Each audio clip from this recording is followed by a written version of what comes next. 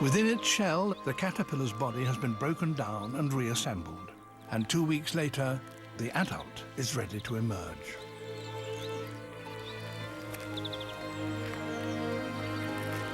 Its wings need pumping up with liquid.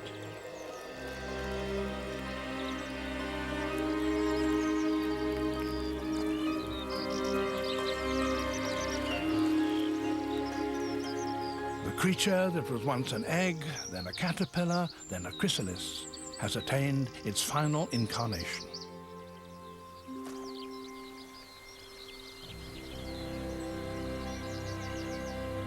So another generation of cabbage whites set off to find good places for their young.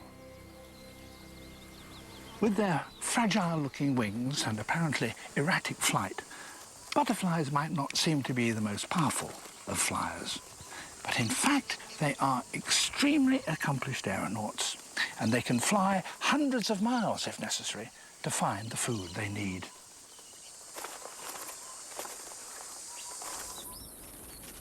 Butterflies feed on liquid, nectar and the juices of rotting fruit, and to suck it up, they have, instead of jaws, an extraordinarily long but extremely thin tube.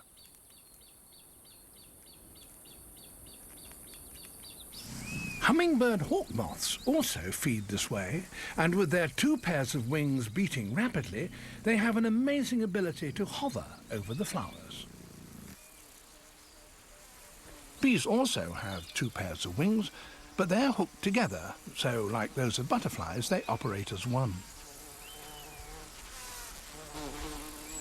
Flies, back in their distant evolutionary past, also had 2 pairs of wings, but their back pair have been reduced to simple knob-ended rods.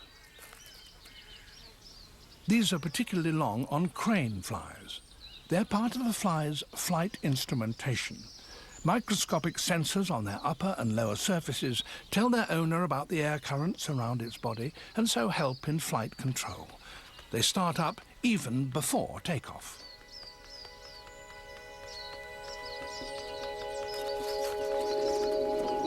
Flies are such accomplished flyers that they can land upside down on a ceiling or, in this case, the underside of a twig.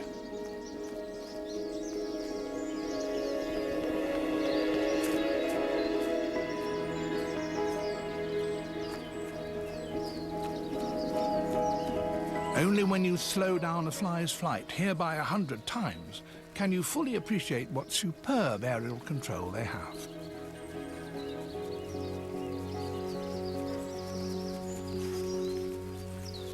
Most winged insects spend much of their lives as flightless larvae, hidden away as they grow. Flight for them, as it is for the mayflies, is a relatively brief episode at the end of their lives. These cicadas in the eastern United States spend 17 whole years below ground, sucking sap from tree roots, and then, within a few days, a whole population emerges.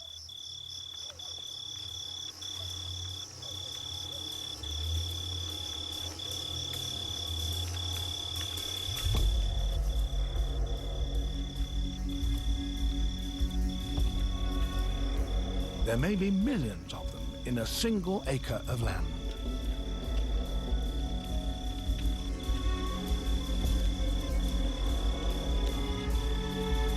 They clamber up the trees whose roots have provided them with sap for all of those 17 years.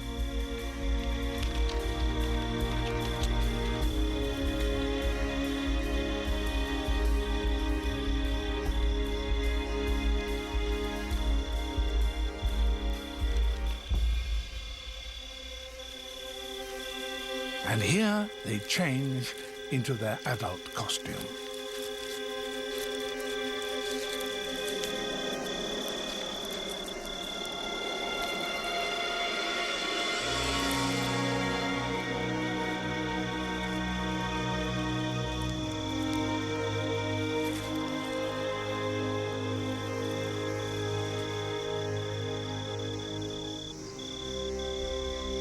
Now they have the wings they need to search for a partner. Empty larval cases cover the tree trunks and the ground beneath.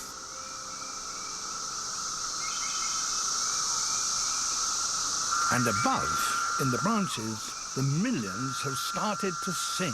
The noise is ear-splitting.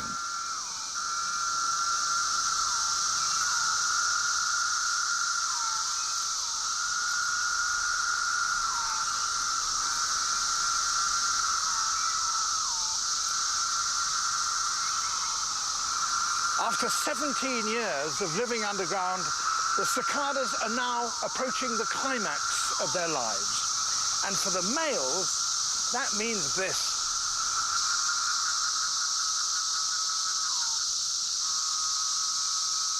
The call is his way of attracting a female.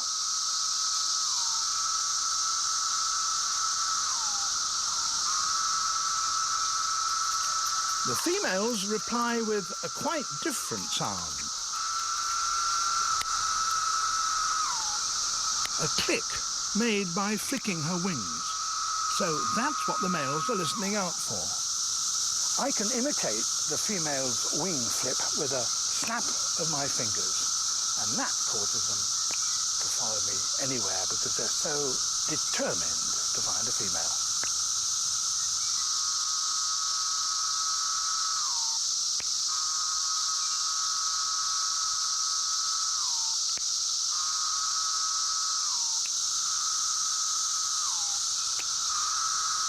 Now, can I bring you back?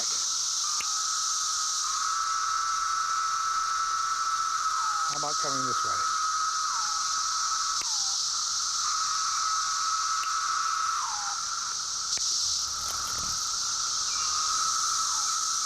Oh, the noise is awful. Come this way. Come on. Yes, I can hear you.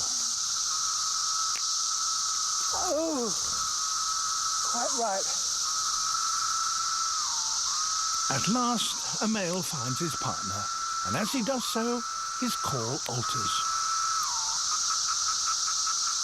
He's indicating to her that after 17 years, the time has come to get down to business.